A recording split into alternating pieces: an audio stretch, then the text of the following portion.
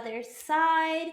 Thank you so much for joining me. If you love the spooky, if you like the kooky side, then I am definitely your person for that because I love all things spooky, kooky, and ooky, just like me. I am your host, ASOS. So, again, thank you. I appreciate it. We're in Colorado, and I absolutely love Colorado. I think that Colorado is such an amazing state. It's beautiful out there. The snow, like the amount of snow that it gets is pretty wild. So today we are going to be talking about all the things that are spooky and kooky in Colorado. So if you know of any places that are spooky and kooky in Colorado and you're like, you missed this place, let me know. I am not going to do one of the most famous haunted places in Colorado for the simple reason that I feel like it's everybody knows it. Like everybody knows the Stanley Hotel. Everybody's seen the movie. And if you have not seen Stephen King's movie about the Stanley Hotel, you need to watch it. I think that it is a cult classic. So check that movie out. Do your own research on the Stanley. I don't know why my voice gave out right there. But it's definitely a bucket list to go check out, but not a place that I want to go into detail because, again, it's so overdone. And I'm not about that. Like, I feel like when I do this, I want to talk about places that when you go to Colorado, you're like, wait a minute, I remember they talked about that place and they said that it was haunted, and it's not a very commonly talked about place. It's spooky, kooky, ooky. So we're trying to do like the underground stuff, like the stuff that like you really should know before you go to a place and see where are its paranormal attractions, where the haunted place is at.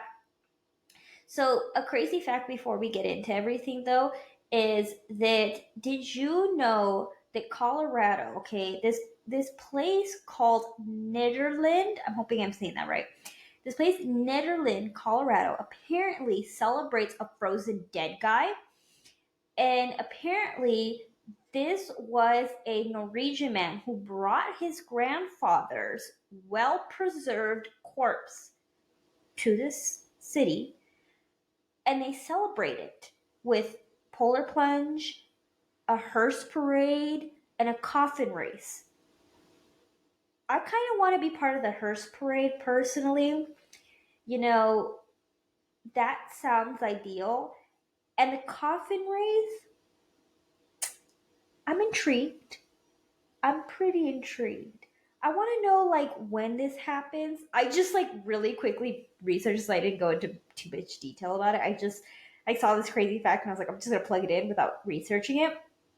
I want to know when they celebrate this because if I go to Colorado, that is definitely somewhere that I want to go. So, enough of me chit chatting about everywhere that I want to go.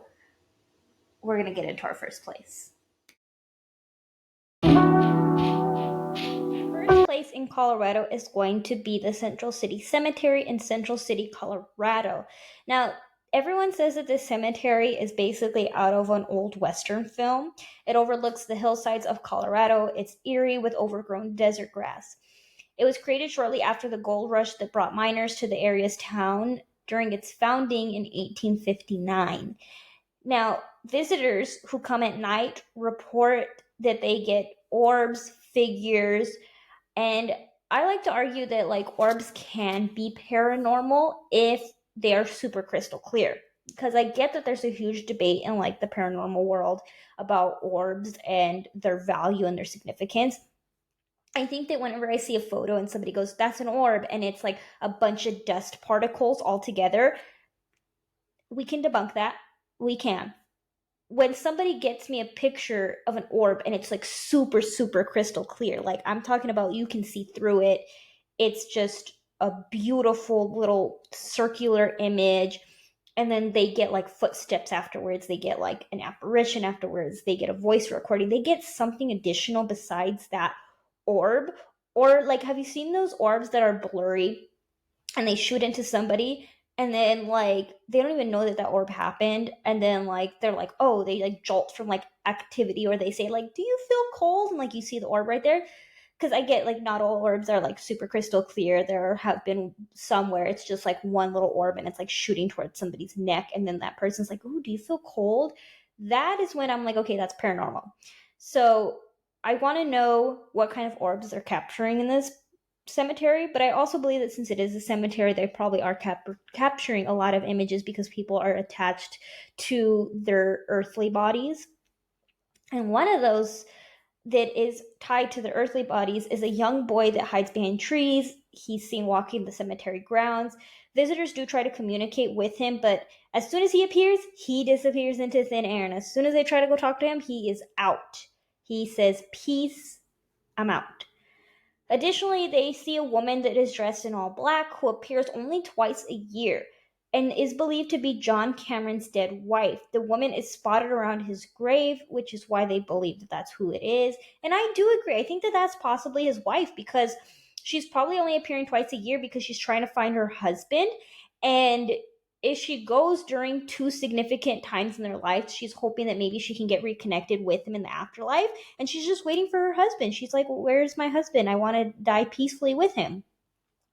Now, the sad part about the cemetery is you cannot go visit it on your own. They do not allow visitors at night at all. So if you want to try to do some type of like investigation of the place without permission, you cannot. They do not allow it.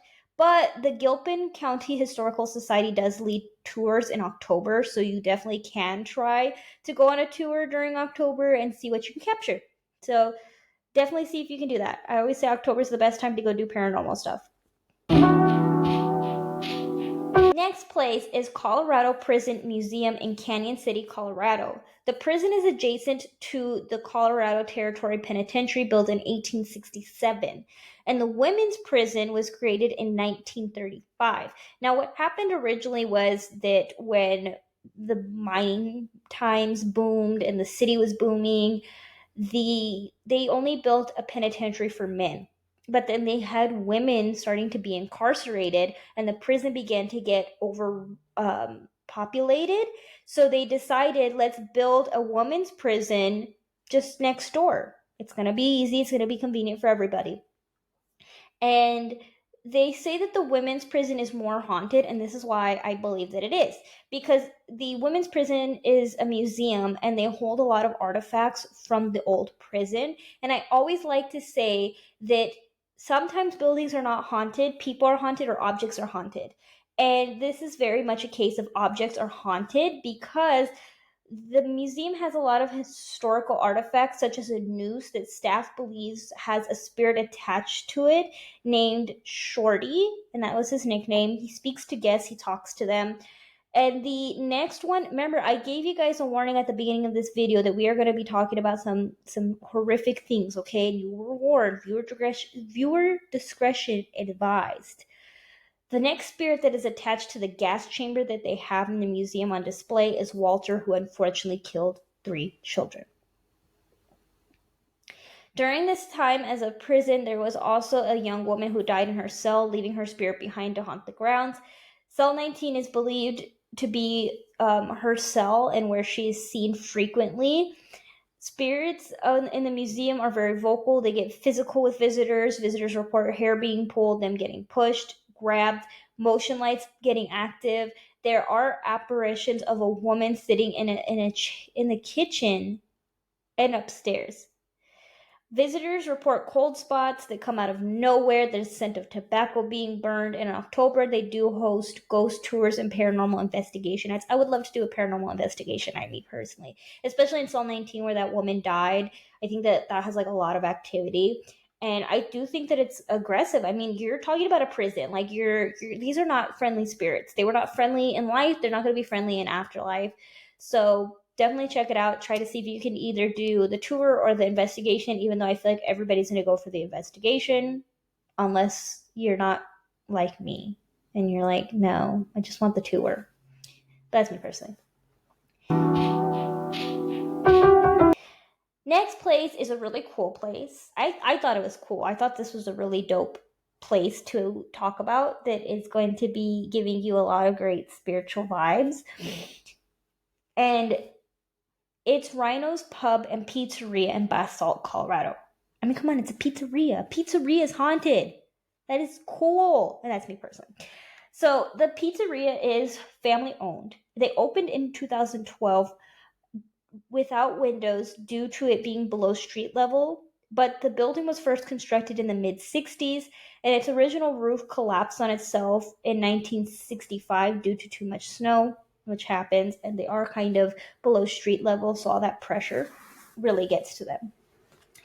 The employees report strange occurrences coming from within. For example, there have been no bartender that has not reported any strange activity. Everyone feels like they're being watched from the shadows. Employees report cold spots, strange orbs, flickering lights. And additionally, there's this strange thing that happens every single night. There have this stack of kegs in the back. They weigh about 160 pounds. Every single night, the employees will hear a crash and they will find the kegs tipped over. After being securely tied, they're heavy. There's no way that they can just tip over on their own. And it's just such a strange phenomenon that they're unable to explain. There are also apparitions that are seen out of the corner of people's eyes. There is a man walking around with a small child. While there is activity, the owner does not believe that it's malevolent. The owners have even let ghost investigators into the building, reporting their findings of the paranormal, where they identify a few spirits. So grab a slice with some ghosts. Our next place is going to be Hotel Colorado in Glenwood Spring, Colorado. It opened its doors in 1893 for the wealthy, for the elite of the wild frontier mining town. It has displaced the Utah Native Americans who reportedly cursed their lands, which I always like to say, if you took somebody's land and you just took it from them and you're just like, this ain't yours no more, what do you expect to happen? You expect people just to give up their land like nothing? Like, that just does not happen. It has 19th century architecture. The hotel was a hospital during World War II, with more than 500 wounded soldiers tended to at the location, and a crematorium to take care of the dead. Crematoriums are giant ovens, in case you were like, what the heck is that? It's a giant oven. It's a giant oven. Apparitions wander the hotel, with guests saying that they have seen spirits floating through its vast hallways. Guests and staff report a woman wailing and lights flickering unexpectedly. On the main floor, there's a ghost named Bobby, who was a nurse during the time the hotel was a naval hospital. She was killed by a jealous lover, an officer stationed at the hotel. The rumor is that those who killed her shipped out to cover their crimes, but the story got leaked by one of the hospital workers. Guests smell specific perfume around her favorite buffet table, and that's how they know that Bobby's there. Now, in room 661, there is a woman that is reported to be spotted. And in 1993, there was a couple who stayed in that room, and the husband unfortunately fell ill. The wife believed that the draft would help, so she opened a window, and she left her husband to rest. And another woman came in and closed the window, expressing that it would not help him. And this continued during their stay while he was sick. No one was able to explain who the other woman was coming into room 661 to help attend to this sick man.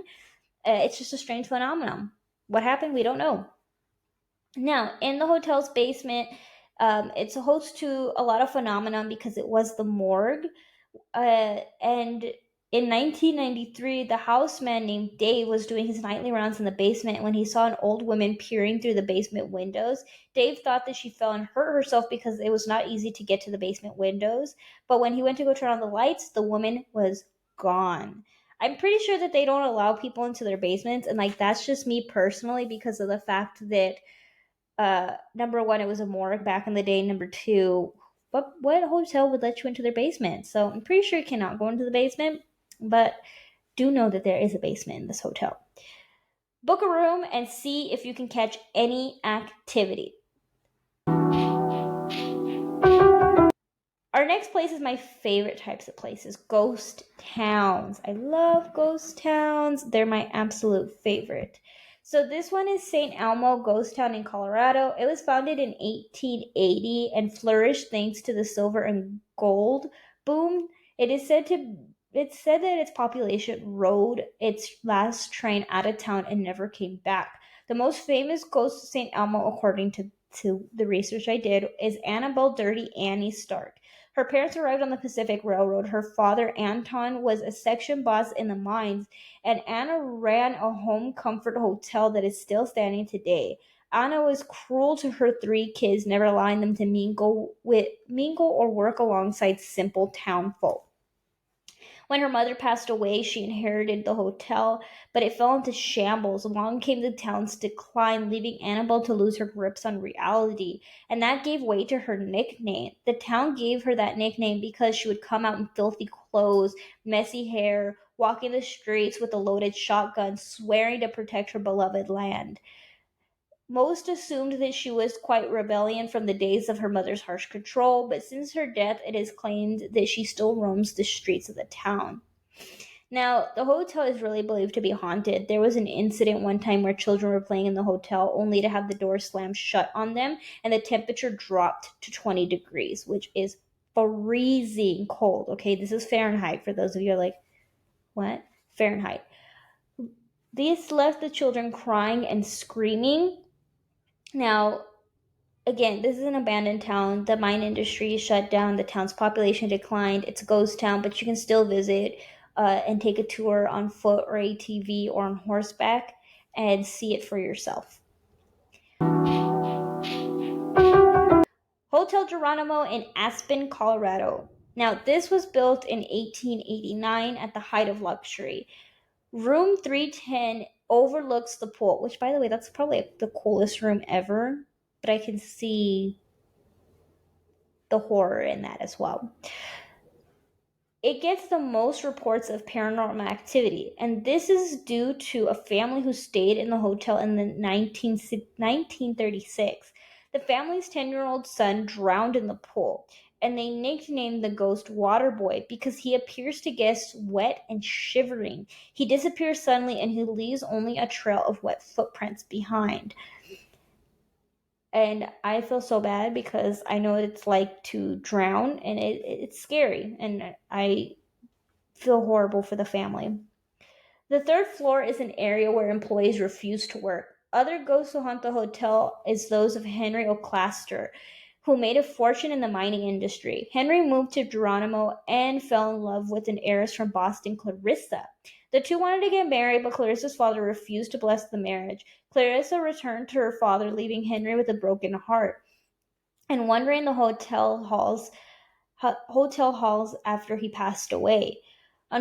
Another tragic event was a maid named Katie who was so beautiful she left the other maids jealous. They bullied her, they tormented her. We don't condone bullying, we don't condone any of this. They would play a lot of pranks on her. So one night, one of the pranks that they played on her was that her cat fell through the ice and died in a nearby pond. Remember, this is Colorado. It's cold. There's snow. It's icy out there.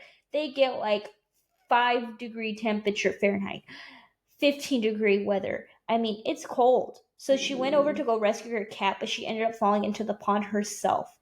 She was rescued, thank God. However, she ended up dying from pneumonia shortly after. Staff claimed that she still turns the bed sheets and she will do the beds for the maids before they can even enter in the room.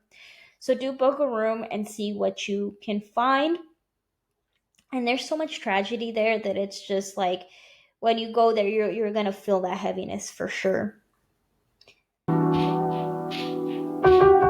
Next is another ghost town because I love ghost towns. Ashcroft Ghost Town. It was a booming gold and silver industry that brought people to Ashcroft in the 1800s. It is still standing today and has been restored with updates to its loom, post office, and a hotel. Now, the town's decline began in the 1900s with the post office closing its doors in 1913, following the final year for business. Because how can you do business without a post office? You tell me. How am I supposed to do business if I can't get packages, if I can't get mail, if nobody can find me because there's no post office here? That just doesn't work out. Like, I have an example for you, okay? This is going to be a side story. So, there's a town that is like between Van Horn, Texas and Alpine, Texas. It's called Valentine, Texas. You go there, it's a ghost town. I'm pretty sure nobody really lives there, but it has a post office, so it still gets business. And it booms a lot during Valentine's Day for obvious reasons. This week was Valentine's Day. Sorry, I didn't get it up on Valentine's Day. But it gets boomed because a lot of people want to go mail off mail there because it's like it's Valentine's, Texas. Look, I gave you a Valentine for Valentine, Texas. People like that, and if they did not have that post office there, that town would not survive. That is like the whole thing with that town. It needs a post office. No post office, no business, no nothing. That's what you need. Such a significant part that we don't talk about is how much we need post offices. Now, the place that's most haunted has a lot of controversy to it, okay? Now, it's called the View Hotel, but it's also called the Ashcroft Hotel, and I'll explain. There was a lot of people who died in the mining accidents, and that came with a lot of paranormal activity to the hotel. The hotel unfortunately collapsed in 1937, but it got full reconstruction that following year. And they believe that this is when the name changed from the View Hotel to the Ashcroft Hotel. Historical records do not give a clear where did this name come from, when did this happen, and everything like that. But the hotel does have a lot of activity even when they restored it to its former glory. They saw that the paranormal activity started ramping up and they feel a lot of cold spots, they hear voices, they see apparitions, footprints, etc. Now, another place where you can see a lot of apparitions is on the road that goes into the town. A lot of people claim that when you drive up there, you'll see a figure on the road. And I do believe that, again, that's probably due to mining accidents and everything like that. So if you are able to drive out there, because it is kind of hard to drive out there, check it out, see what you can find for yourself. Next, we're going to go to a casino, Buffalo Bill Casino in Cripple Creek, Colorado. Now, the Buffalo Bills Casino was once the turf club, an exclusive men's club during the mining days of the town. Because this is my thing about like mining towns, it's like railroads and the mines were like the two biggest booms for the western states. And what came with that was like more need for other things, because you can't just have two businesses. Again, you need the post office, you need to also have entertainment, you need to have saloons, you need to have food, you need to have place for people to stay. So this just provided another element to these mining towns. Now, they have a spirit that takes residency in the building. They believe it is a 6-year-old little girl named Lily. They say she's friendly. She sits on top of the stairs, cradling a doll in her arms. Lily will draw on the walls on top of the staircase, and they try to scrub away her drawings, but they always reappear. Employees one time had a conversation with her, and they asked her if she was lost, and she replied, "No, I'm not lost. I live here." And the employee went to go get security. They could not find her at all. And I don't know, Lily just, I'll get into Lily in a second of why she terrifies me. One visitor one time was playing slot machines when they lost their daughter. The visitor had then found her daughter on top of the stairs claiming to play with Lily. Now, I worry about this little girl because it's just like there's no real records of where this little spirit came from, and they keep saying that she's friendly, but I don't know. It gives me eerie vibes because it's like you always say like little children's spirits can always be more malevolent because they will use that to trick you because you think that this is a little girl that's just innocent and just there to be there. So do check it out for yourself. Don't leave your children alone because then they'll go end up playing with Lily. Our next place is Brown Palace Hotel in Denver, Colorado. It opened its doors in 1892 to those heading west for gold and silver. The remarkable hotel sits on a triangular plot at a 45-degree angle. Now, the reason why this is important is because that's where ghosts are found. I always like to say that the way that you construct a building, it's gonna attract certain energies. And that's why whenever you see certain buildings built a certain way, you're like, why does it have so much activity? Why does it feel so eerie? And it's because it's always believed that if you make a building a certain way, that's the kind of energy that you're going to bring into it. So if you make it at a funky angle, you are allowing and drawing in certain things. If you make it into a certain shape, you're inviting things into it too because it's summoning these things. And there's like a whole conspiracy on the way that you architecturally build a building and why it leads to certain activities. So I thought that it was pretty interesting the way that they built this building. People report lights turning on and off by themselves, reports of a man at the club entrance wearing a dark suit and cap. Some say he's a railroad conductor. Now, the reason why they believe this is because the first floor of the hotel used to be the Rock Island Railroad ticket office, which is how people explain the man. In room 904 lived a Denver socialite, Louise Hill. From 1940 to 1955, she unfortunately suffered a heartbreak over a lost lover. It is a stop on the tour of the hotel. Now, they did renovations to this room one time, so there's no visitors, no furniture, no lights, no phone, no nothing from the room. Okay, this room is completely empty because they were trying to do renovations. But they kept getting phone calls from room 904, and they were like, nobody's in there. They cannot explain where the phone calls were coming from at all, but it does chill the staff to this day. Now, in the dining room, there are two spirits found in the dining room. One is a waiter, and the other one is a musician. And one day, the staff went to go try to confront these guests, and you know what the guests told them? We live here. What do you mean we have to go? We don't need to go. You need to go. We live here. We're fine here. The owners do offer tours to private groups, so do try to check it out for yourself. Book a room, see what you can find in there. See if one of these spirits will tell you that they live here. Now, our next place is a creepy place. It is Cheeseman Park in Denver, Colorado. It is considered one of the most chilling haunted spots in Denver. And guess what? We didn't learn our lesson. We never learn our lesson. This is a graveyard turned into a park. It inspired the Poltergeist movie. It inspired a book. In the 1800s, the area was converted from a graveyard into a park. It was half-heartedly attempted to remove and relocate all the bodies. Why are we surprised? Why are we surprised that they did a horrible job? Every time people try to move graves, they do a horrible job. Stop moving bodies. You don't do a good job. And I don't care what you say, you don't do a good job. And also, you're disrespecting the dead. Stop it. Just please. Because when I went to Denver, actually, I drove past this park and I felt the energy of the fact that this used to be a gravesite, because I remember I did a little bit of research before I went to Colorado, and I remember reading about this before I went, and I thought to myself, I was like, what the heck? What do you mean that this park used to be a graveyard? And I just felt how, like, energy sucking it was, how sad it was, how drawn I was to this place. Like, I wanted to tell my Uber driver, can you stop and just leave me here? Like, I need a moment here. Because I just felt it just driving past it. And people believe that bodies are still beneath the park. There used to be houses surrounded by the park, and they had been visited by spirits. There was a home called the Henry Treat Rogers Mansion. It got demolished because it was just, there was too much experiences in the home, and a lot of people were just like, we can't live in these conditions, so they demolished everything. It's just a park surrounded by a lot of buildings because it's more downtown Denver. So if you do go to Denver, please just drive by the park or go sit in the park and tell me if you feel it, because I felt it. I really did. All